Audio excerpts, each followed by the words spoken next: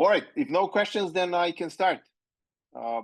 Today, we are going to talk about, or let's say revisit, what's happening in the h5py land. And the main reason for that is because I had nothing more specific to HDF or fancier. And I also thought that I haven't covered h5py for some time. As they say, I have a few logs in the fire when it comes to h5py, so I'm talking about one of them now. But again, they're still in the works. So I think probably I missed about 2 or 3 releases by now, maybe 2 definitely. So I will, to me at least, the biggest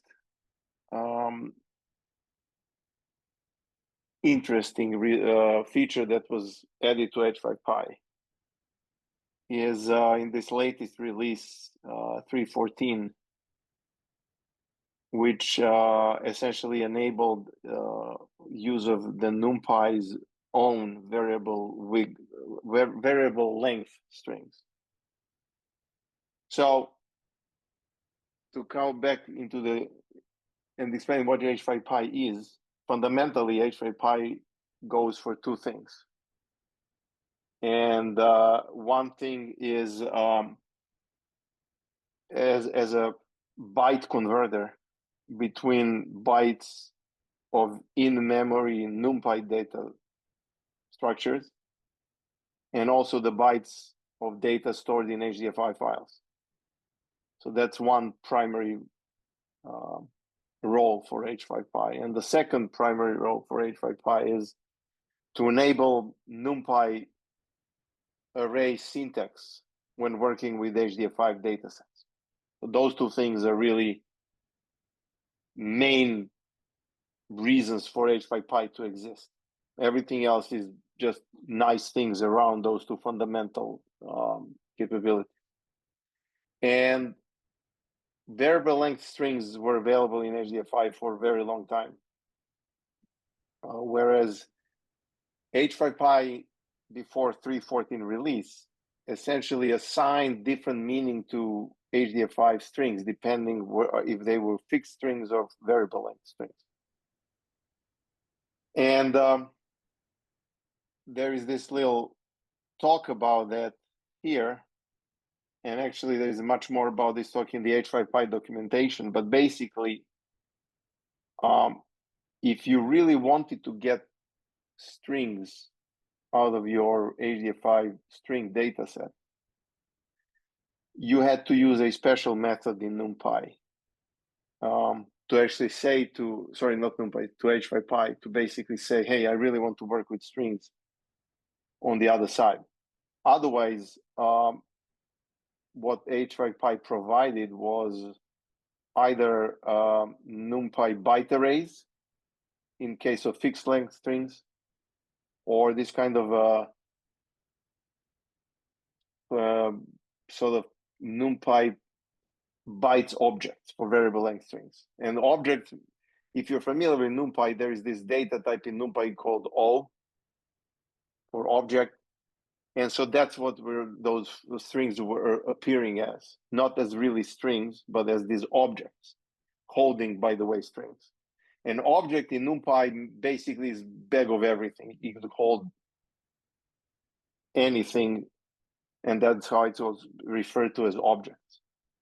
So that was really before this release. And now with NumPy 2.0, which was released, not, yeah, maybe, I don't know, maybe,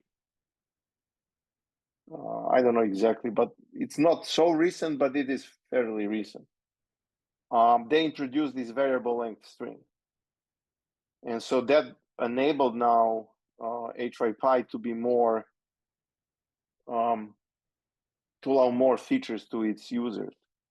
And in this release, they added this support in case that you're using NumPy 2.0 or later. There is this new method called asType. And this method asType allows one to essentially request the resulting NumPy array to be of certain data type, regardless of what is the data type of its corresponding HDF5 dataset. And this method now as type uses this T, which is the data type label of variable length strings in NumPy. And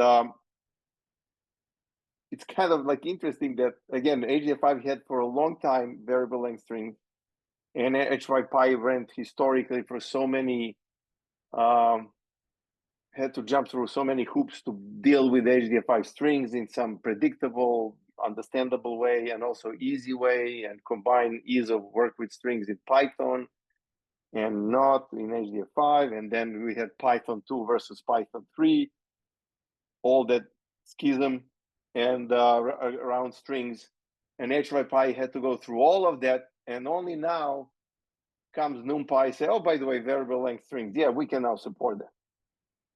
And so, although, again, as far as the h5py support, this is not as natural as it could have been, it's still good, I think, that h5py provides this support and this capability eventually. I don't have any example file to show you the run, but it works. And what that means is that now you can actually have a variable length string as an HDF5 dataset in a file, and you can get a NumPy array with variable length strings immediately upon reading from that dataset, and all the slicing and all the other things work as expected. So that, to me, I guess I said, probably the most significant really feature in few last releases. Other than that, coming back to the 3.14 release, other things are mostly housekeeping. One of the worthy to mention, for example, is also there are some people who actually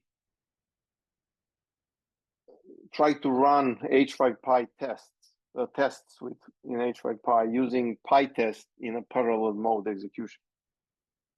And apparently in that, I never used it like that, but apparently when you run it like that, PyTest forks processes in which it executes various h5py tests. And what they discovered is that the internal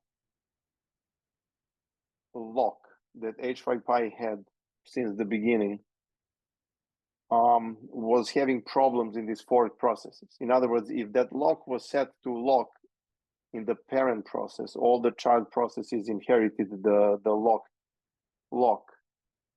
And so they were just stuck, nothing ran and in those child processes. So there was that fix to enable this kind of capability. I don't know how many people or package maintainers are really impacted by this, but someone stumbled upon and it was technically skilled enough to actually offer a solution, and so that was also part of this release. Other than that, that's basically 3.14. 3.13, I don't remember anything really beyond moving to actually, and that's really for the h5py being obtained from PyPy repository. They turned to the latest current release 1.14.6 library in their binary package. Again, for those who may not pay attention to these things, it depends from where you get h5py as a package, which HDF5 library comes with. So people who are using PyPy, which again means people who are using pip, or say maybe the newest cool kid on the block called UV, literally like ultraviolet acronym UV. It's a tool written in Rust, but essentially replaces pip in functionality. So people who were installing with those tools, they were getting h5py from PyPy repository. And if you get it from PyPy, you basically get HDF5 library inside the h5py binary package. However, if you say, for example, install h5py from Conda Forge repository, then what you get is only h5py as a package, but then that package pulls the HDF5 library package from Conda Forge. So they're kind of separate, which means that you may have a lot more packages that will depend on HDF5 library one way or another. But then there is only one version of HDF5 library in that Conda virtual environment. So this switch to 1.14.6 really is only relevant to the binary packages of h5py from the PyPy repository. Along a lot of explanation. The other than that, yeah, nothing here. Let's see, 3.12. I think that was the last one that I haven't checked. Yeah, there was some work in this release, but nothing came out of it to try and use 3-threading Python 3.13. That's yet another sort of related initiative in the Python world. We'll see where it's going to go, but I don't think here anything is really relevant. So yeah, so that's basically going back in time in h5py releases. When it comes to the future release, this is now we're looking at h5py repository, the master branch. There is a folder where there is these little files contain basically what's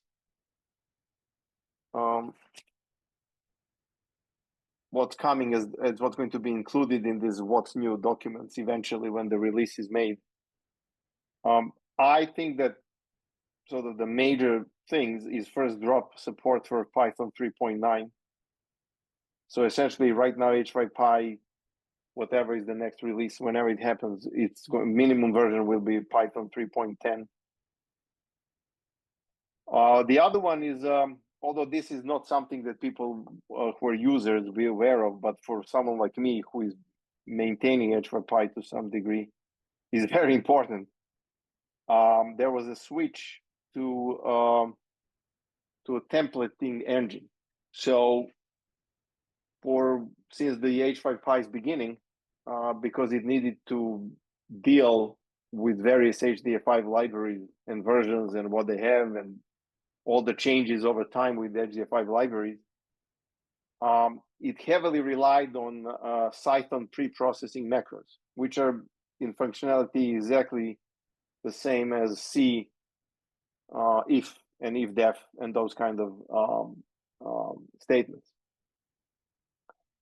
However, in Cython 3.0, they decided to deprecate. So when you were building h5py, like me, if I was adding something to h5py, and if I would build the h5py on my laptop, there was a bazillion warnings from Cython that my macros are going to go away, and this is deprecated. And so finally, one of the h5py maintainers decided to bite the bullet and switch all these Cython pre-processing macros to a templating engine. And luckily, for us maintainers, Cython comes with one very lightweight templating engine, and so we switched for that. So again, it's a non-issue for anyone who is going to be using it, but it's a big deal and huge deal for us who are maintaining h5py. Other ones are, I think here there will be support for building h5py Python wheels for Windows ARM64 platform. And there are some discussions, obviously, that h5py will help to move to CMake for building the HDF5 library. because HDF5 library in 2.0 release is dropping auto tools and moving to CMake. So that's something that h5py maintainers will have to also update their systems. Minimum HDF5, I think that, yes. So in the next release, the minimum HDF5 library support version will be 110.7 and 112.1, depending who is on which branch. So nothing before that. Well, I wouldn't say minimum supported version, but what I can definitely tell you that all those Cython if-def pre-processing macro statements or now templating if-def statements are not referring to anything older than 110.7. They're just assumption that whatever HDF5 library h5py is built against will be newer than 110.7 or 112.1. So we'll see how that goes into the wild. Probably people will have to adjust. I don't know, actually. I don't have a good handle on what are really the oldest HDF5 libraries still lingering in some package repository. So we'll see how that goes. So this is what's currently already made inside the master branch of h5py, but there are some other things that are happening right now. And I think the most interesting one, although I know what eventually that's going to look like, is this try to make h5py work with free threading Python. Python 3.13 was the first release where one could choose to build Python in this free threading mode. I don't think that this is going to be the version supported in h5py. I think decision was made to jump straight to 3.14, which I think should be released within weeks. They usually release at the beginning of October in Python world. So I expect something in early October that Python 3.14 will be out. And so this 3.14 will also come with free threading version available at the build. And this work is trying to basically enable h5py to work with those things. And how it's actually trying to work? Well, again, this is inside of h5py. So h5py, as I said, had its own internal locking mechanism. Regardless of the Python's only internal locking mechanism known as GIL, Global Interpreter Lock. And also, regardless of what HDF5 library could have, if it's built with. And that kind of build of the library is called thread safe. So h5py had its locking mechanism because they were very, very concerned not to forever to lose any synchronization between the life cycle of HDF5 data, object identifiers between the library and Python. And so this h5py internal lock was really meant to be sort of the final protection between this kind of problem that could happen. So now, because obviously there is a huge interest in multi-threaded HDF5 library capabilities, although the library is not multi-threaded. So this is, I think, attempt to sort of try and work around the edges on the h5py side of things to maybe get to that point. I personally am not strongly involved in this at all, so I can't comment how successful that will be or not. But who knows? Maybe it will work in some cases. But that's, I think, will be really, really interesting new development for the next release in terms of some sort of functionality that I think a lot of people are interested. Beyond this one, there is my work to bring complex number data types into h5py. And I don't have a pull request yet. I only open an issue where I kind of discuss these things with other maintainers and interested people. But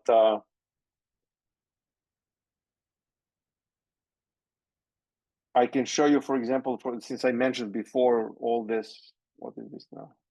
Oopsie. Did you get it? Oh yeah. Oh, it's here. This is the here. Okay. So when I mentioned this templating engine, so here is how you can see it at work. For example, this line here, 6, 7, 8 that I highlighted. You see this? That's basically an if-def statement of the templating engine. And this line here is the end of this block. So before it was this Python macro that got deprecated. So now we switched to this templating engine. And here, what it literally says when processing this source file, if HDF5 library version happened to be 2.00 or greater, then you can include this piece of code in this file. And I'm just showing a small amount of H5 source code. Believe me, there are so many places with so many of these blocks all over the place, because you just have to deal with all these HDF5 library various versions. So this is how it looks like. So what I'm doing here in the way how Python deals with external libraries like HDF5 library, I'm basically saying here, I'm defining in Python, and therefore being available in Python, this kind of constant. And these constants hold, since we're looking at them, they hold the byte size of the float, double, and long double complex data types that are native to the compiler and to the platform that built the HDF5 library. So anyway, so that's how it works. For example, going further higher up here is basically where I'm introducing this new fundamental atomic HDF5 data type for complex numbers, this constant here. And again, there's a bigger structure that exists that defines various fundamental data types in HDF5. You can see the enumerated type, the variable length type, the array data type, and here comes the complex number data type. But again, since it's surrounded with this block, it's only going to appear if the HDF5 library is 2.0 or older. So that's on the lowest level, and then you start building from there to get to the point where you actually have support all the way to the Python and NumPy level, where you have support for the complex numbers data types in this case. And so I'm not going to bother with this, but I actually, before this recording, I actually build h5py against 1.14.6 and 2.0, whatever is the latest commit in the repository. And I built an h5py from this branch where I'm working on the support for native complex numbers. And then I ran this simple Python example where I wanted to create HDF5 file storing different types of complex numbers. And I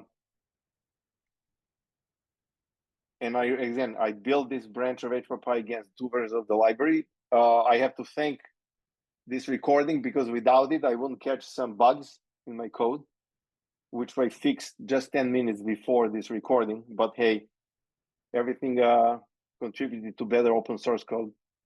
And so the job of this code is very simple. Basically, it's a for loop, and it cycles through different complex number data types as they are described in NumPy land. So those who are familiar with NumPy know what is greater than or less than signs means. It's big endian and little endian. And then C stands for complex number data type. And then 8 means for 8 bytes, 16 bytes. So 8 means float, complex number data type. C16 means double complex number data type. On my laptop, which is Mac OS, whatever is the version, ARM64, there is no support for long double complex numbers. In other words, long double complex numbers is the same as the double complex number. And so I was only using these that were supporting on my laptop. And so it cycles through creating HDF5 datasets, storing random complex numbers, and then requesting them. So I'm using this S type. So I'm requesting them is in the specific data type in my for loop variable. And then I'm just creating dataset in the HDF5 file. And then I'm also creating two attributes, scalar attributes that are holding complex numbers. And I'm just storing those files, and I created, I said, both versions, one with a 1.14.6 version of the library and one with 2.0. And the difference is because I wanted to check if whatever I did to add this support actually allows the previous approach to how storing complex numbers in h5py work. And I'll show you now. So there's a lot more, but I'll focus here because that's all I want to do. So this is the attribute called C1, and it stores one of the scalar complex number values.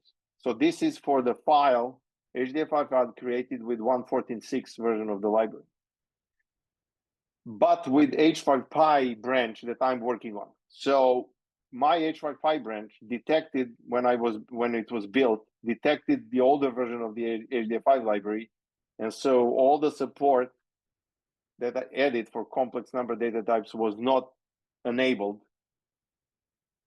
All those template engines, if-def statement blocks were not present, and so it stores complex numbers in the old way, how h5py was doing. And this old way was actually by using a compound data type in HDF5 that had two fields. One was called R for the real part of the complex number, and the other one was called I for the imaginary part of the complex number. And it was assigning, in this case, float 32-bit little endian data types. And that's how this value of the complex number was stored. So this is the old way. And that's why you can see that all the values of an array of an HDF5 data set are actually represented as a compound, because that's how it's stored. Maybe I'll be lucky to that. There you go. We have a data set, we have C8. I know by its name that C8 means it's a native, whatever is the native endianness of the platform. And then it was 8 bytes, which means it's float 32. So anyway, as you can see, compound, one field called R, the other field called I. This is a simple array of 100 elements, and then the elements are presented like this. So this is before 2.0. And now, if I look at the file created with 2.0 and what I did in h5py support, now you see a different way how it's displayed. So now the same data set C8 now has a new data type now, which is called complex float 32 little endian. It's again an array of 100 elements, but now the data is presented in a much more normal way because this is now just an array of complex numbers. And now you can see the real, you can see the real part of the complex number, and then you can see the imaginary part of the complex number. And also the same goes for these attributes here. You can see much nicer, much easier. What I didn't do in my test script, because I didn't have time fixing that bug, was that I should have now enabled reading of the old file using the new library and all my changes in h5py, because it should come back as a normal NumPy complex number array, because that was the functionality that existed even before. And so, again, this is still work in progress. I'm just about to create a pull request and see what other maintainers are going to comment and request maybe changes and whatnot. But there you go. It works on my laptop, therefore problem solved, right? And that's all basically that I had. unless there are some questions about all that I said and people still remember what I said from the beginning.